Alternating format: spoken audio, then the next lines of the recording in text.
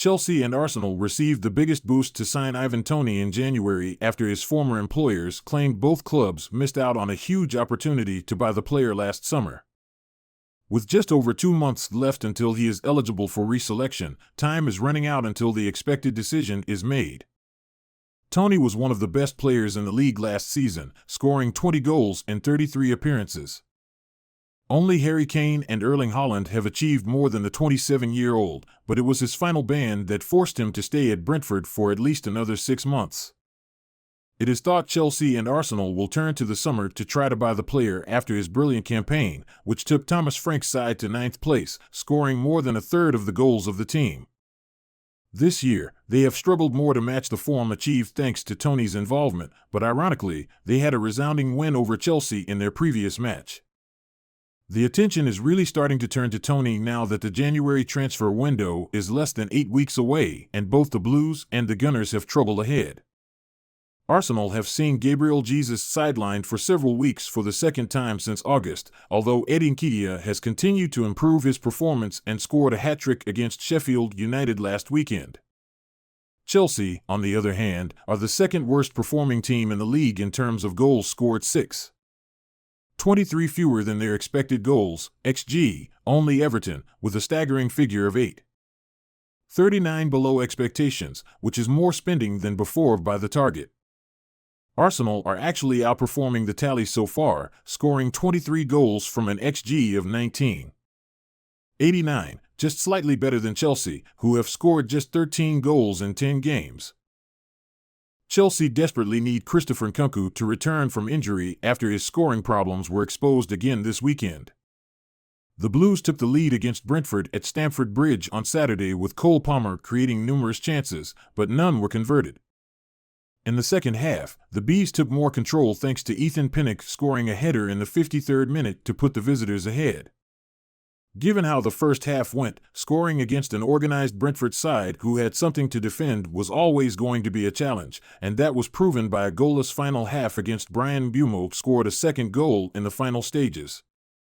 Watching from the sidelines, Pochettino will likely be eagerly awaiting Nkunku's return, with the Chelsea boss able to provide an update on his recovery after fans went wild when saw him in full workout gear. He is doing very well.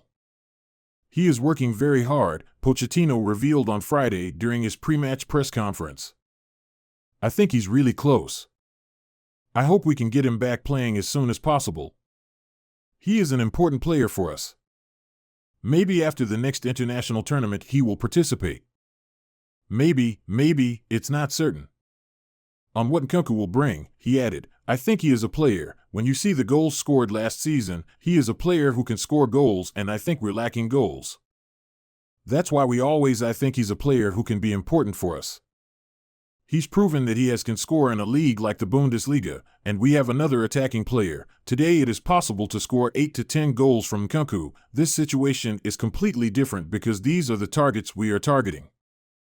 Missing to be in another location. Yes, unlucky, but you can't complain. You have to work. Anything can happen. Forge ahead to get it back and see if it can help the team score more goals and be in a different position in the standings. Pochettino's views are also reflected elsewhere, with former Premier League footballer Xhaka Hislop expecting the France international to return to renovate the Blues. Chelsea have identified Napoli striker Victor Osimhen as their priority option in finding a striker to solve their goal-scoring woes, according to Calciomercato. Mauricio Pochettino's side want a number 9 and are exploring a number of options across Europe, but it seems the 24-year-old Nigerian would be a dream signing. The Premier League side signed Nicholas Jackson from Villarreal this summer, but with the 22-year-old scoring just 2 goals in 9 games, it appears Chelsea are prioritizing strengthening their attack when the market January opens. Osimhen's contract at the Diego Armando Maradona Stadium expires in the summer of 2025, and recent reports suggest that little progress has been made on an extension. Chelsea could benefit if they make a move in his favor, as they are also looking to sell Romelu Lukaku, currently on loan at AS Roma, permanently. The Blues hope that the transfer fee received in such a deal can then be used to cover Osimhen's transfer fee of around €120 million. The Napoli leader has maintained his form in Serie A this season, where he has scored 6 goals in 8 league matches. Osimhen has dismissed suggestions he wants to leave Napoli after his relationship with the club soured. The Nigerian is said to be considering legal action against the Italian champions after a video was released last month mocking the Nigerian after his missed penalty against Bologna. However, he still expressed reservations about the possibility of exit. "I am happy in Naples," Osimhen explained in a Twitch interview with former Italy internationals Emiliano Viviano and Mario Balotelli. "People don't know how difficult it is to play in Serie A. From a tactical and physical perspective, this is one of the most difficult championships to play in." Romeo Lavia has issued an injury update on social media ahead of Chelsea's clash against Tottenham. The 19-year-old midfielder, who joined the Blues from Southampton late into the summer transfer window, has been nursing an ankle issue since he arrived at Stamford Bridge, and he's still yet to even make his debut. According to widespread reports last month, Lavia was dealt a major setback on his road to recovery, pushing his return date back to late November. It's said that the Belgium international began his rehabilitation program at Cobham Training Ground at the start of October after he was able to take off his protective boot. The Mail Online later claimed that a return this month is viewed as optimistic, with the West Londoners cautious of rushing him back ahead of schedule. In fact, following Chelsea's win over Burnley just before the international break, Mauricio Pochettino hinted that the teenager would be on the sidelines for a long period of time. "I can't tell you when he will return, but he's still not a candidate," said the former Spurs boss.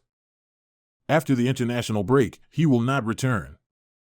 Determined to make his long-awaited debut for his new club, Lavia was put to the test by his personal trainer, RK Performance.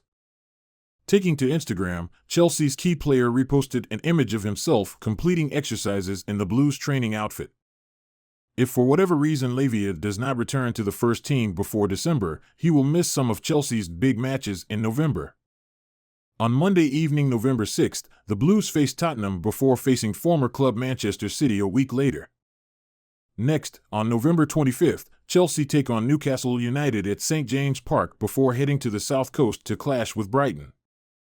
A few days later, on December 6th, the West London team will face Manchester United at Old Trafford. Therefore, Pochettino will be eager to welcome Lavia back after the upcoming difficult matches.